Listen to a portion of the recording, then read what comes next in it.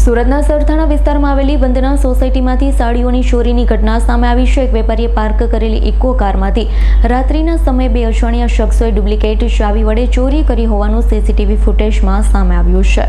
પ્રાપ્ત માહિતી અનુસાર કપડાના વેપારીએ પોતાની ઇકો કારમાં સાડીઓનો જથ્થો રાખી રાત્રે કાર સોસાયટીમાં પાર્ક કરી, પરંતુ મધરાત બાદ બીજી ઇકો કારમાં આવેલા બે શખ્સોએ પાર્ક કરેલી કારની ચાવી બનાવેલી હોવાની આશંકા વચ્ચે કારનું લોક ખોલ્યું, તેમાં રહેલ તમામ સાડીઓની ચોરી કરી ભાગી છૂટ્યા। ઘટનાની સમગ્ર પ્રક્રિયા સોસાયટીમાં લગાવેલા સીસીટીવી કેમેરામાં કેદ થઈ શંકાસ્પદ ઇકો કાર અને બંને શખ્સોની હલચલ સ્પષ્ટ રીતે જોવા મળી રહી છે। સીસીટીવી ફૂટેજ હાલમાં સોશિયલ મીડિયા પર પણ વાયરલ થઈ રહ્યા છે। હાલમાં સરથાણા પોલીસે ફરિયાદ નોંધી આગળની કાર્યવાહી શરૂ કરી છે।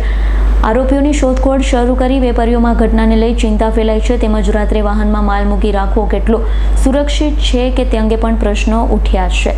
Bureau report S9 news Surat. અમારી તમામ માહિતીથી અપડેટ રહેવા માટે જોડાયેલા રહો S9 ન્યૂઝ સાથે।